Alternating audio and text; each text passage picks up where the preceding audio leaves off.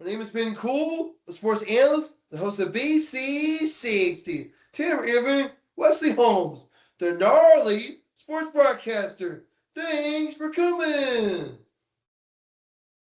Yes, sir. Happy to be here. Happy to be here. What you got?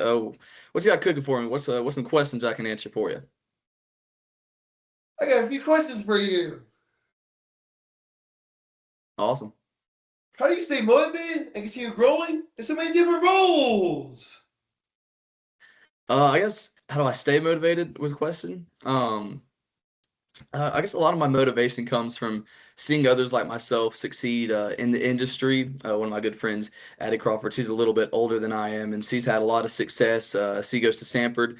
She's been involved with their media team for a while. She got to be on some of our local sports shows. So it's just seeing the success of people around me, people similar who've had a lot of the same experiences, and just knowing that I'm capable of moving up the ladder myself as well. So that's probably my biggest motivation is just wanting that self success and knowing it's out there and it's very very real and very possible. Awesome. What advice would you give young broadcasters trying to get their foot in the door? That's a great question, and I think the best advice that I could give, and it's a little bit plain, but say yes to every opportunity that comes your way, and the best availability or the best ability, sorry, is availability. And what that means is even if the opportunity is not, hey, come be play by play for an ESPN broadcasted game, maybe it's, hey, you want to come do radio for our women's soccer game this afternoon at 2 p.m.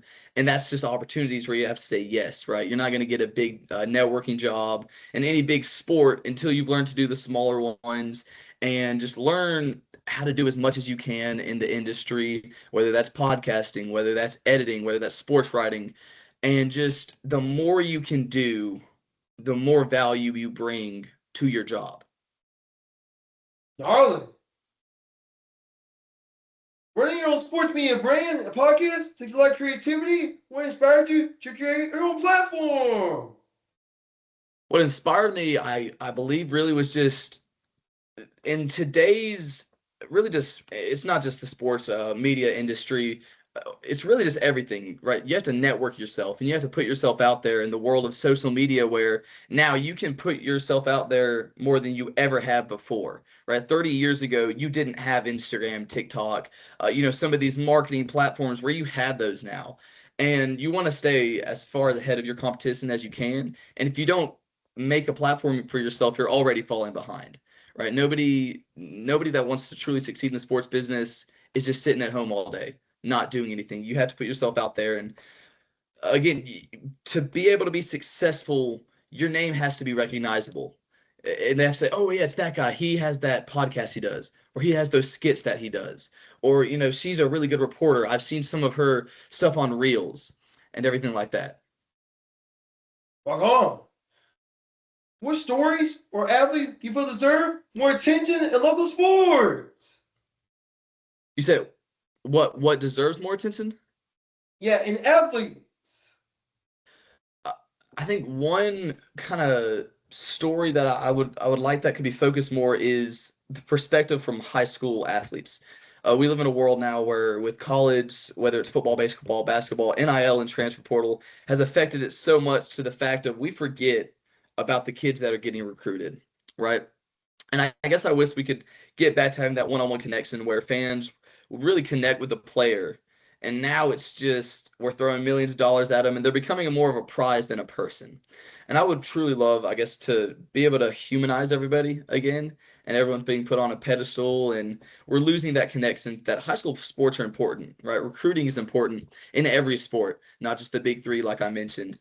And I'd love for their stories to be told a little bit more, for high school to kind of come back to it's never going to be bigger than college or pro, obviously, but love for it to be bigger than it currently is because it's been dwindled down, unfortunately.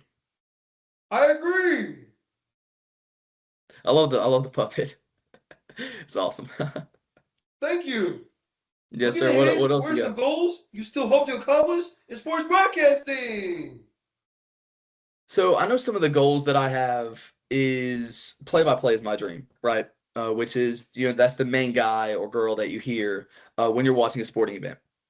And whether that's for a university or a network, I just want to be really at the collegiate level. I love all pro sports, but I fell in love with college football. That was my first dream. Auburn broadcasting is what got me into this. Listening to Andy Burcham, Rob Bramblett, and others. So to be able to, I guess, get to where they're at, that's some goals, and obviously that's far off in the future. Really, the goal right now is just to build a following. And that's the best thing realistically I can do now is get people recognizing my name, my face, and the things that I do. Congratulations! I hope you succeed in your dream. I appreciate it. Thank you. You're welcome. Is there a dream team or league or championship you want to call one day?